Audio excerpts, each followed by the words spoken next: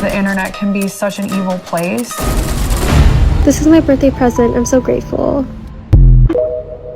Her light was surrounded by a lot of darkness.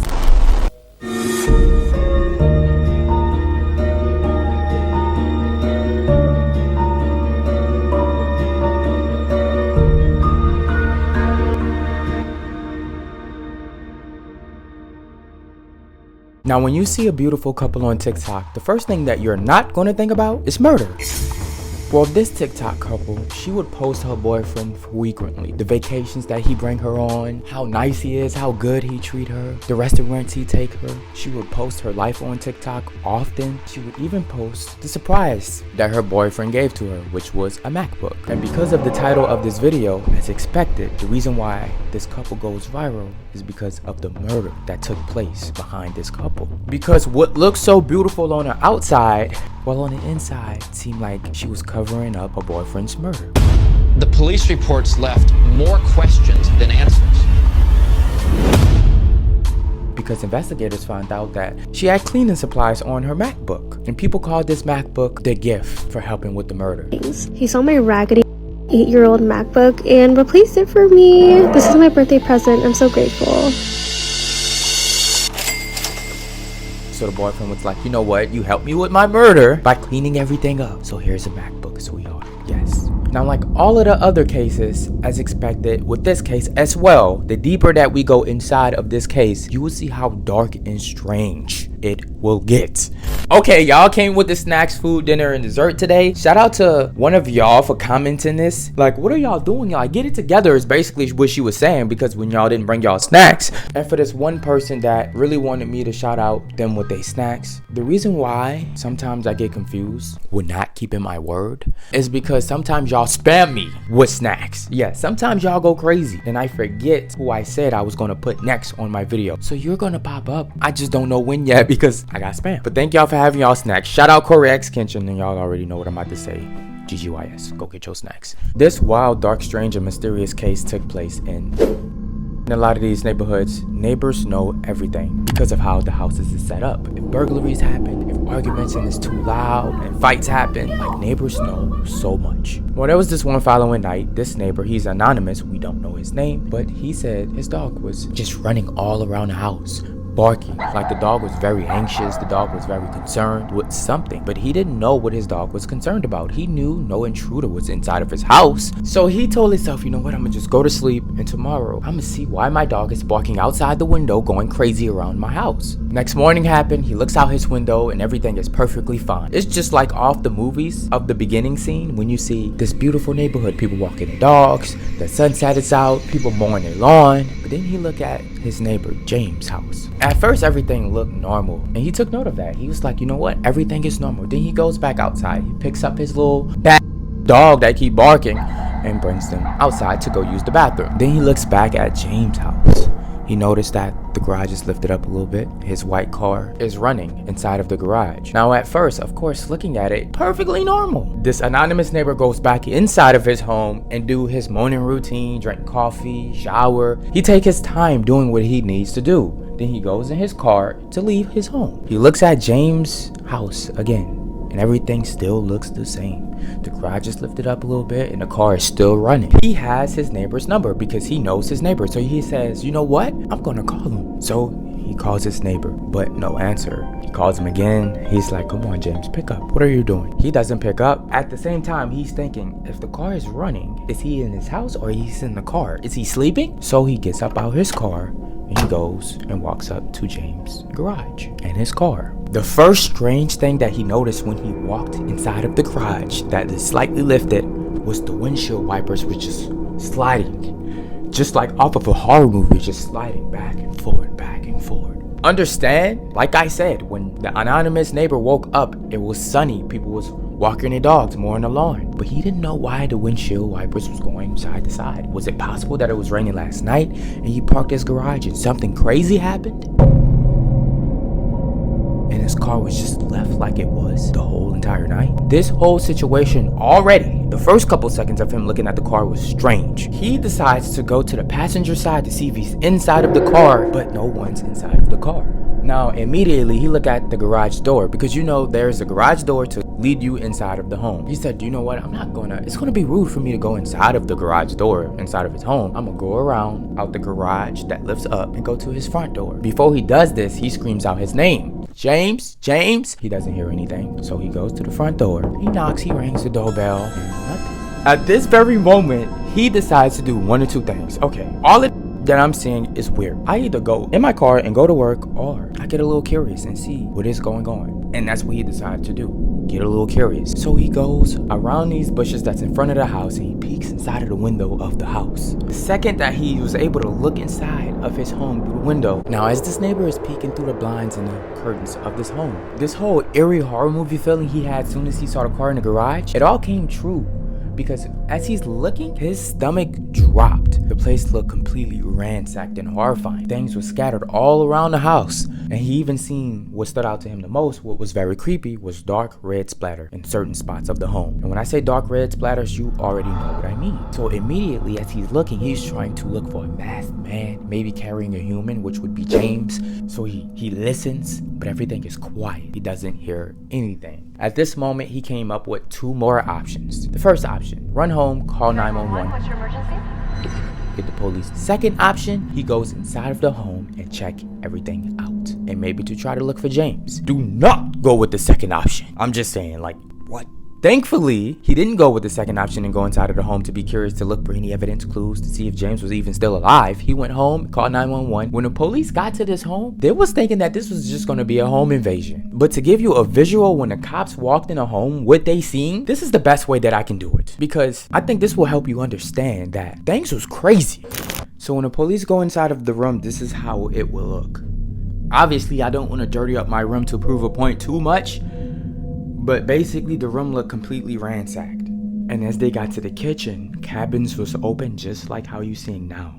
What also creeped them out, it was bullet holes through a lot of the cabinets inside of the home. And then when they go inside the dark area of the home, this when everything took a twist. And they realized they was dealing with something even much more strange. And this would happen.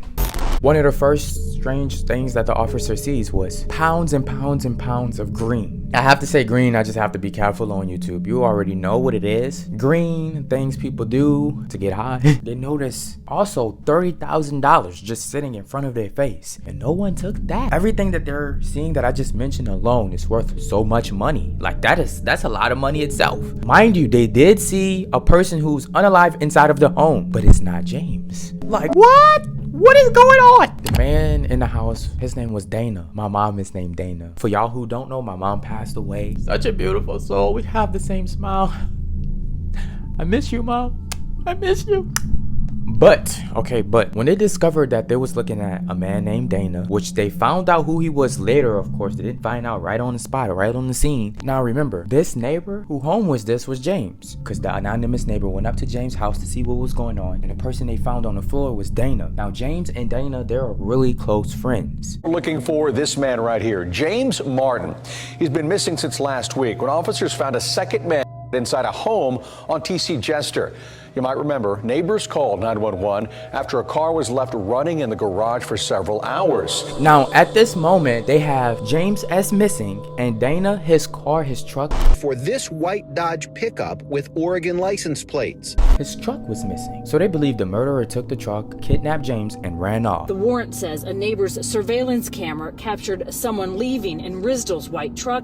So the investigators decided to take James' car. They seen the windshield wipers just going back and forward. They turned off the car and they towed it to the police evidence tow spot, not just no random tow truck spot. Keep in mind, they also believe that in the back of their head, they have to remember that James could be in on murdering Dana. So they cannot complete X him out and think that he's innocent. James could be the crazy one behind this case. A couple days later, they ended up finding Dana's Ram truck. It was completely abandoned. Nothing was inside of it, but they took it in for evidence. And they also did the Find My iPhone for James. And they found it just in a random spot on the grass in public. Like almost somebody was driving and just threw it out the window. So they either thought the kidnapper, the murderer did it, or it was James himself that did it to throw the police off his trail. So at this moment, little update, they have Dana's body, James' car, Dana's car, James' phone, and of course all of the evidence that they collected inside of the home. Now this is the crazy part. So you know how they have the white car, James' car? Well, they found him inside of the car 5 days later, after everything, after they had everything, after they searched everything with the evidence. 5 days later they found him inside of the car, which is really crazy because they confiscated and impounded the car and had it for days to take it in for evidence. Think about it this way, just think about it this way. That moment when a neighbor was going inside of the home and seeing the windshield swiping back and forth, the whole time James was inside of the truck and Dana was inside of the home. When he called 911, one of the investigators took a picture of the scene. The whole time he was there in his car, the whole time. Now, as they're looking at James, they notice what looked like, how I was saying the whole time of this vid, just like a movie of a scary scene. They seen him, his hands was duct tape, his face was bound in duct tape, his feet was also duct tape, and how he was deleted was due to multiple gunshot wounds, just like his friend, his best friend. Now, immediately, the first thing that I would think is, let's search around this neighborhood in Houston. Which house has cameras? Ring doorbell cameras and home cameras. We're knocking on every single, like if I'm an investigator, we're knocking on every single door. We're gonna try to get this footage. If there's possible any cameras pointing directly towards the house. Because what was so odd is that no one heard anything. No one seen anything. And this is the reason why it's odd. Personal experience, okay, I'm from a place where we call the hood. Now, in the hood, you tend to hear gunshots. There's many times, and I'm not talking about fireworks, you can know the difference once you, the sad truth is, you know the difference once you hear it often. It's been multiple times when I'm sitting in my home with family, sometimes by myself, and blocks away, you hear what is gunshots. And I just know that it is, and then of course, later we hear sirens, so what I heard was true. And more of the sad truth, sometimes it was even friends that I went to school with and knew. And I was like, what? I heard that last night? But no one heard nothing with the James and the Dana case. Okay. What? Investigators did indeed look at the cameras, and the evidence and the clues that they seen led them to a girl named Kathy. Since some men are not romantic, and that's okay for whoever they end up with, but not me. I actually want flowers. When it led them to Kathy, they noticed that she was this TikToker. So they investigated all her TikToks. They looked at all of her TikToks. Basically, on her TikTok, she would talk about dating advice a lot. And why someone should date you. When I navigated dating before I met my boyfriend, I literally used to think that I had to prove to the people that I dated that I didn't need much from them. Oh, I make my own money, I have my own car, my own apartment, I pay my own bills. It won't be hard to date me or take care of me. And then I realized the only men that you attract by proving that you don't need much are bums. They foam at the mouth when they find out that you don't need much from them to be happy. The only person I was hurting by not requiring much from my partner is myself. Bum men. The thing is, people noticed that her TikTok would be about her boyfriend and dating advice and her life. But where is her boyfriend? And that's when people started to put together, oh, she's probably not showing her boyfriend because he's into some illegal things. Maybe he's this dangerous man. He's doing some things to where he told his girlfriend, do not show me on the internet at all, okay? And she listened. And as it seems that he would take her on trips, buy her some designer stuff, give her some gifts, maybe a lot of gifts. Everything just seemed so happy, wonderful, and beautiful outside looking in. Now the police is trying to reverse track the movements before the murder. What they end up finding was two men, one named Polly and one named Jaden, was seen walking inside of Catherine's house, arriving at Kathy's apartment complex. Now remember, James had this white car, so they wanted to see who drove the white car. Maybe potentially, when was the last time he was in his white car? And as they tracked back all of the CCTV footage and they put together the clips, they noticed that James, last time he was seen alive, was him going inside of Kathy's apartment complex. The only thing is, the whole time on CCTV footage, as they looking, they just seen two men, Jaden and Catherine's boyfriend, Polly. So we never see Kathy, but we see Jaden and Polly meeting up with James at Kathy's apartment. Now, just because some of you may be a little slow, let me try to break this down as good as possible. So James, he drove his white car to Kathy's house to meet up with the two men. The thing is, when everyone was leaving, James did not drive his white car. Someone else did, out of Polly and Jaden. I don't remember who drove the white car back to James' house, but it was out of those two. So as James, Jaden, and Polly goes inside Kathy's apartment, An hour and a half go by and they see this white car. 2 men was inside of it, and this white car was backing up out of side of Kathy's garage from her apartment complex. This white car, they traced it all the way back to James' house because that's where the car drove at. And then as they reach to James' place, Dana shows up in his Ram truck. Some time happens. And then the 2 men, Polly and Jaden, gets inside of the Ram truck because they see 2 men inside of the car and drove off in this Ram truck. Now, also understand, because trial have not happened yet, no one has been convicted. Now, remember, the house was ransacked, so they was looking for money, maybe drugs. But what was so odd to me is that they left a lot of it, 120 pounds of it, inside of the home. Plus $30,000. Why didn't they not grab that? And during them ransacking the home, looking for certain things that they wanted to find, Dana pulls up and they didn't want any eyewitnesses, so they had to get him gone and murder him. Or it could have been my little personal theory. Yes, some business could have got involved. Police write in court documents that the man owed James Martin money. Vu told investigators Martin owed her boyfriend $40,000 over a transaction. Because of this business, they decided to murder James. When they brought him to the house inside of the trunk of his car, they wanted to ransack the house to make it look like a burglary.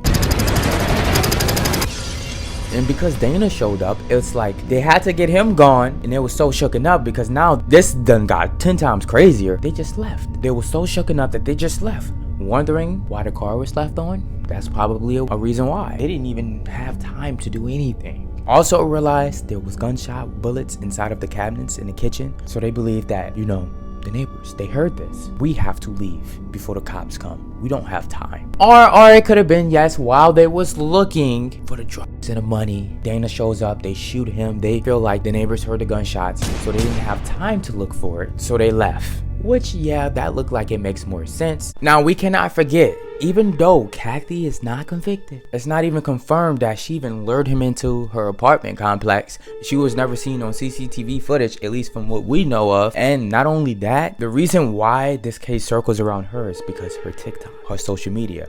And on TikTok, she have this thing called My Apartment, My New Apartment. I finally moved into my new apartment a few days ago, but I've been planning this move for about a year now. Meaning I had a lot of time to plan out what I needed to buy for my apartment. It's more friendly in your wallet when you buy things over time instead of buying everything at once, and also helped me choose the color scheme I wanted for my apartment. She would literally tour us around this apartment, and it's believed that this is the apartment that the murder took place in, which makes this whole TikTok series video very eerie. Most of the pastel things in my kitchen were bought in the springtime because that's when companies came out with a lot more pastel versions of items. And to keep track of everything I had in my apartment, I wrote it down on a Google Sheet, with green being the things I had and red being the things I needed the most. Hopefully this helps, and good luck on your move. Now, I did mention that police found earlier in this video, police found a receipt from her, and on this receipt from her, they read it, and things was just weird. Bleach peroxide trash bags, iodine, which is another source of cleaning supplies. According to new court documents we obtained this evening, police are looking for a woman named Kathy Vu, who is charged with tampering. Police say they found bleach and iodine bottles in the back of her car, and an H-E-B receipt from the day of the murders showing she bought towels, trash bags, and other similar items police say were used to clean up the crime. This was bought right before the murder took place. That's why this whole supplies of list on the receipt is so strange and weird. Realize the key word, before. Meaning, it looked like she knew that this was about to happen. But we have to also realize, on TikTok, she loved cleaning. She could have been a clean freak, and this could have been a coincidence. All a coincidence. It really could have been. This girl, I believe, was really a clean freak because she was even seen cleaning counters at a club party. So Heart, the club that we were at, sometimes has this like musty smell because of the wet rags they use. They're not entirely clean, so there's always this really bad lingering smell. My friends thought it would be funny to record me cleaning. I actually didn't know they were recording at first, but I did bring my cleaner bottle from home to wipe down my section. Wait, you heard that? She bought her own cleaning bottle from home to clean up before she even get to these tables at this club party. If that don't say it's clean free. And I'm not trying to say, I'm not trying to take up for her. I'm just saying that, if I was blamed for something that's a coincidence, I would be pissed. So we have to live in a realistic world and realize that it's also evidence that this girl is really a clean freak, and it could have been a coincidence. But then it could have also meant she posted this so people can have something to fall back on. Because remember, this whole thing is premeditated, as we see. And a 200 IQ brain play would be, you know what? Let's put out on the internet on how much I like to clean, on how much I'm a clean freak. So that way, after this case, when you stalk and you see my profile, you see that, oh, she's just a cleaning girl. It's all a coincidence. The whole time it's not. This was her plan. My friends thought it would be funny to record me cleaning. I actually didn't know they were recording. So, what side are you on? Do you think it's a coincidence and she's this clean freak for real? Or do you think it's a part of her plan? That's what makes this whole case surrounding her very strange. Now, I'm sorry, Kathy. I am not about to blame you at all. We have to wait for trial. We have to let investigators and police do what they have to do. But let's just be honest here. This is my theory. Now, as much as I want to be with you, because I am low-key with you on, yes, you have clean freak and it's all a coincidence, but let's just think a little bit deeper, because I do like to think a little bit deeper. Bleach. Now, we all have bleach in our home. Let's just be honest. But the thing is, the last time I seen someone use bleach to clean up was very long ago. Very, very long ago. It's almost like nowadays, it's like I see people use bleach to wash their clothes, and that's it. The reason why also the police believe that allegedly she helped clean up and coordinate the crime scene was because before the murder happened, she was texting her boyfriend, and after the murder happened, she was texting her boyfriend, and I believe it during. I mean, it was multiple FaceTime calls before and after.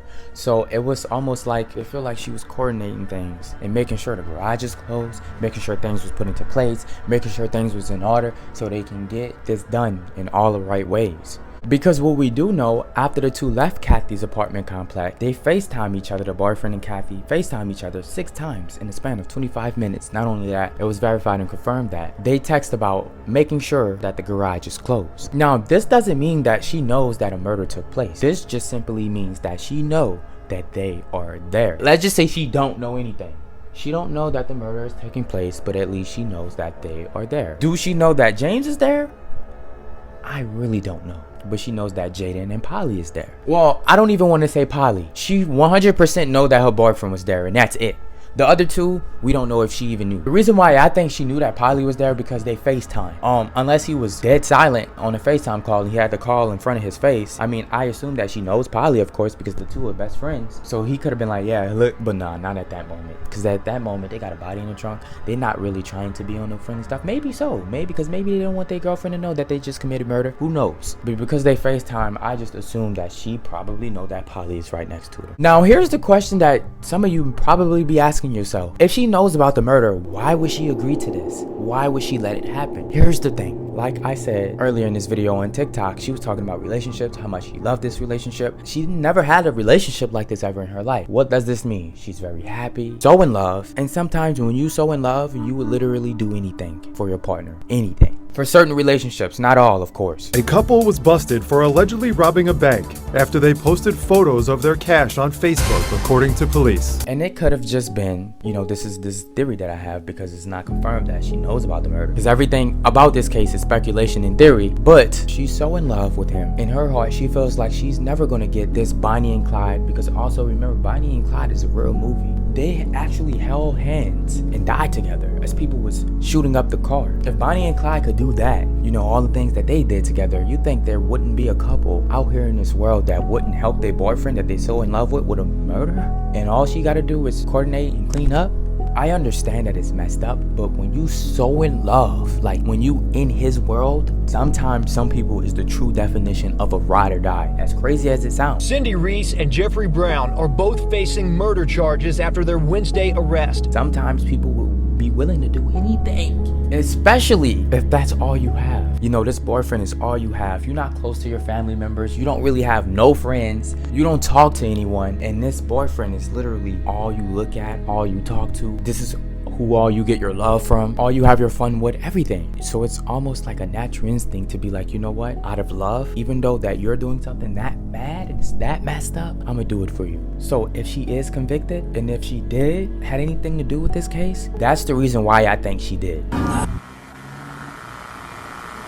Now, if we're moving on from the lovey-dovey stuff, it could have been because she was benefiting from everything that he was doing. She was going on vacation. She was having fun, getting this lifestyle, having designer. So it's like, of course I'm gonna do it. Look at my life. So this case is kind of rubbing people all the wrong ways, especially as deep as I'm diving into this. If you never heard of this, I know that you probably thinking of so much different things. It's so much different feelings that this case is gonna give you because of how many directions it can go into. But also realize that there is a group out there on Reddit that was commenting, if she is in on it, you know, I actually like her more because she's a ride or die. And that's why I mentioned that Bonnie and Clyde thing. Like, ride or dies that's like this, that's willing to do anything for their partner. People fall in love with that type of scenario because if we're being honest, for someone to always stick by your side like a dog or a cat, I wouldn't really want to say a cat because I feel like dogs more understanding. Like, stick by your side no matter what happens. You tend to love that.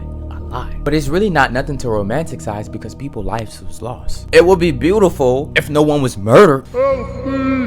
But it doesn't stop people from caring that, like, wow, she's such this ride or die. Oh my gosh, I love her so much. You know, I want a relationship like that. Seeing this is so beautiful. I don't care that she was in on a murder. You know, this is so beautiful. It makes tears come down my eye.